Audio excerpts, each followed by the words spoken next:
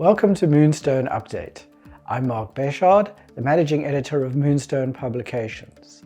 Here's a look at some of the stories we've covered over the past week. Sars will introduce changes to its systems from the 1st of March next year so that taxpayers who receive income from more than one source, and where one of the sources is income from a retirement fund, do not end up with a large tax bill after assessment.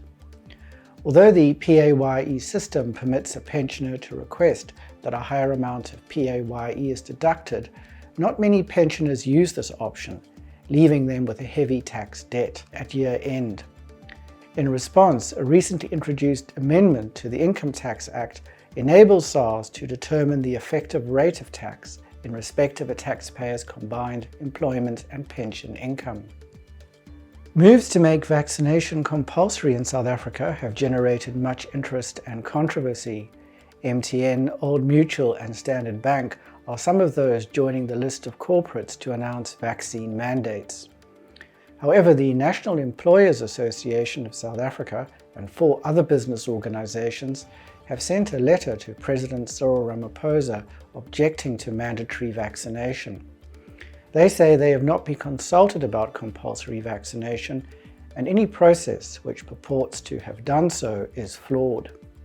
Sunlam says its life and savings cluster paid gross death claims of more than 14 billion rand in the first 10 months of this year, 88% higher than in the same period in 2020, mainly because of the impact of the third wave of COVID-19. Sanlam says it has taken significant actions to mitigate the future impact of COVID-19 on its business.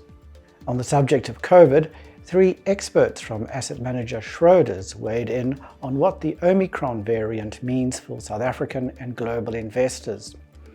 One of them, Chief Investment Officer Johanna Kirkland, said there was insufficient information about the latest variant to say how Omicron will affect markets in the long term. Staying with investing, the Association for Savings and Investment South Africa provided the latest statistics on collective investment scheme inflows to the end of September. The closure of the Absa Money Market Fund in July resulted in total net inflows hitting their lowest level in 5 years. Assessor says without the forced outflows from the Absa Money Market Fund, the industry would have posted a net inflow of 33 billion rand for the second quarter. We've been covering some of the cases that came before the Ombudsman for short-term insurance.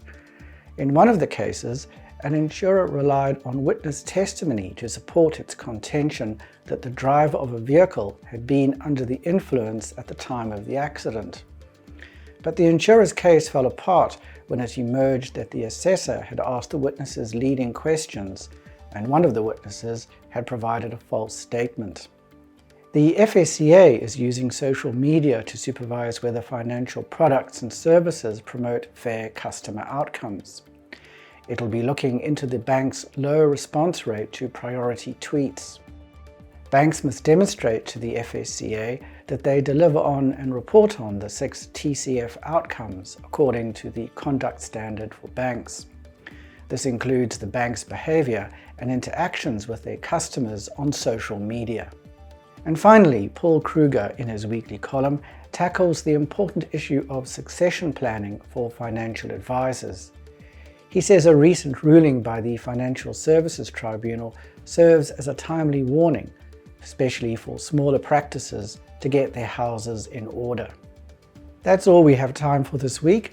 You can read these stories and many more on our website, moonstone.co.za. Until next time, here's wishing you all the best from the team at Moonstone Information Refinery.